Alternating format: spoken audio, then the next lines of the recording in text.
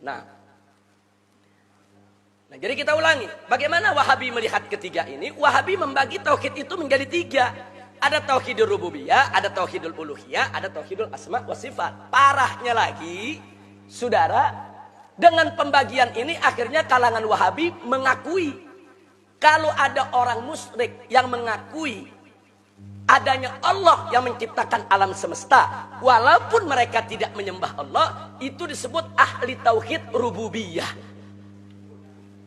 Ahli tauhid rububiyah, tapi tidak ahli tauhid uluhiyah. Ini yang ditolak oleh ahlus sunnah. Tolong digarisbawahi. Nah, karena kemarin saya lihat ada yang nyebar video ingin menanggapi apa yang saya sampaikan tentang trilogi tauhid.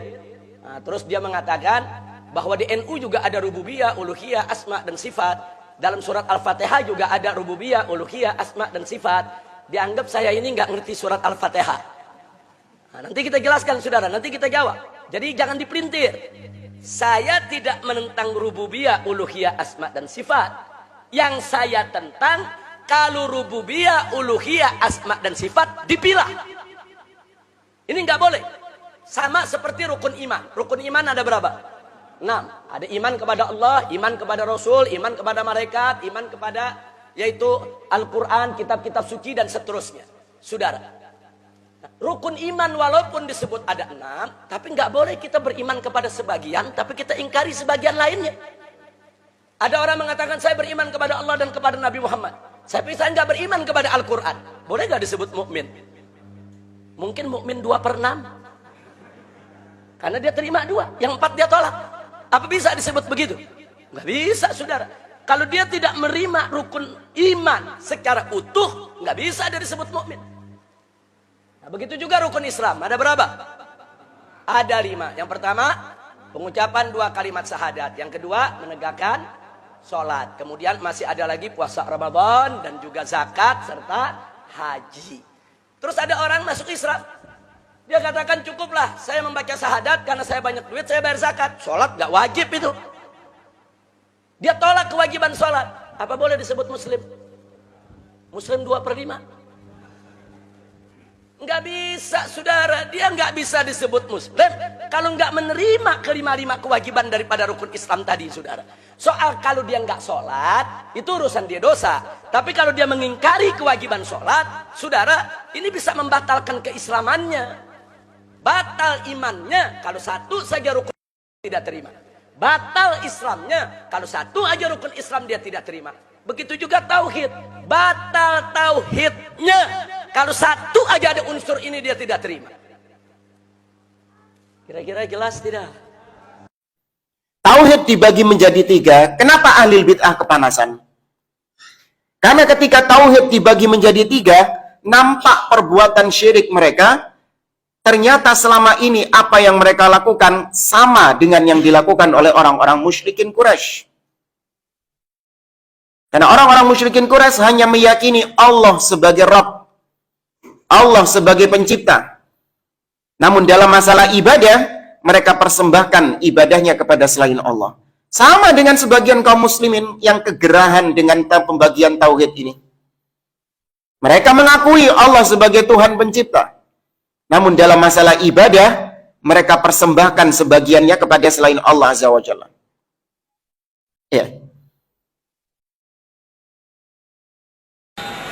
Agar pembicaraan dan pemaparan ini lebih terfokus, saya akan mencoba memaparkan syariat Islam di bagian pertama sebagai aturan akidah, sebagai aturan yang mewajibkan setiap muslim untuk beriman dan percaya bahwasanya Tuhan yang menciptakan alam semesta dan yang menjamin rizki seluruh penghuninya adalah Tuhan yang esa, Tuhan yang satu, Tuhan yang tidak berbilang.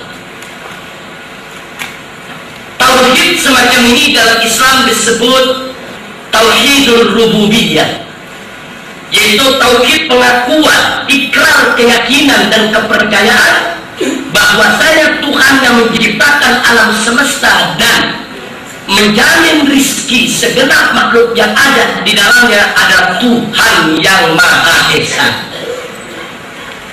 Akan tetapi belum sempurna iman dan Islam seorang muslim kalau dia hanya memiliki tauhidul rububiyah saja. Kenapa? Karena ternyata macam tauhidul rububiyah ini pun ada di agama lain.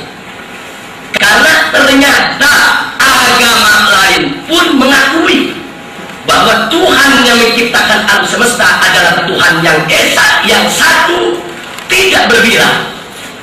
Nah, karena itu di samping tauhidul rububiyah, maka setiap muslim di dalam syariat Islam sebagai aturan akidah diwajibkan juga untuk mengimani, percaya dan mengakui dengan sepenuhnya bahwasanya Tuhan Sang Pencipta yang Maha Esa tadi yang diakui dalam tauhidul rububiyah adalah satu-satunya Tuhan yang berhak disembah.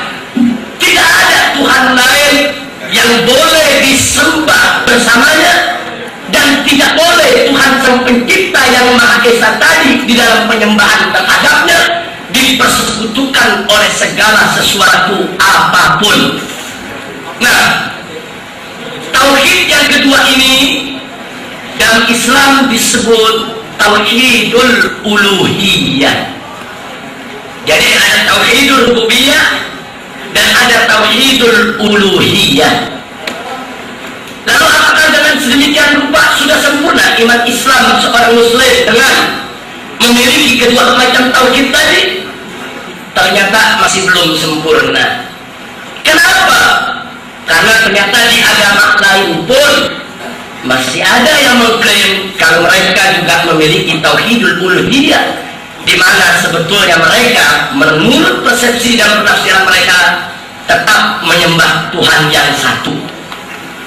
Nah, karena itu di dalam ajaran Islam, untuk menyempurnakan iman Islam seorang muslim, maka dia wajib untuk meyakini dan percaya bahwasanya Tuhan Sang Pencipta yang Esa tadi yang diyakini dalam tauhidul rububiyah, dan Tuhan yang satu-satunya Tuhan yang berhak disembah sebagaimana diyakini dalam tauhidul uluhiyah tadi adalah Tuhan yang maha mulia, yang maha suci dari segala sifat-sifat tercela, sifat-sifat hina, sifat-sifat yang tidak layak untuk dinisbahkan kepada Tuhan.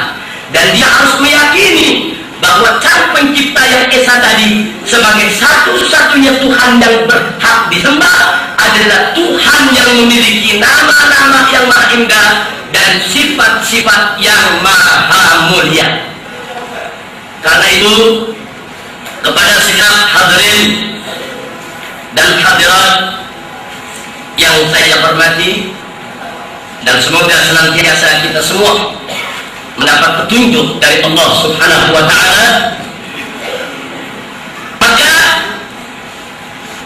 dengan ketiga macam tauhid yang sudah kita jelaskan tadi, yang disempurnakan dengan tauhid yang ketiga, yaitu yang disebut tauhidul asma wa sifat. Nah, lewat tauhid ini maka setiap muslim berkeyakinan dengan sepenuhnya keyakinan bahwasanya Tuhan Sang Pencipta yang Esa sebagai satu-satunya Tuhan yang berhak disembah mustahil memiliki sifat-sifat tercela, sifat-sifat yang hina dan rendah bagi kesucian dan Tuhan itu sendiri, seperti sifat menyesal, sifat bosan, letih, lapar, haus, tidur, lemah, tersiksa, mati, kalah, bersyahwat, kawin, beranak, atau menjelma menjadi manusia. Setiap muslim menyatakan bahwa sifat-sifat sedemikian rupa mustahil dinisbahkan kepada Tuhan yang Maha Esa sebagai Sang Pencipta dan Tuhan yang Maha Esa sebagai satu-satunya Tuhan yang berhak disembah.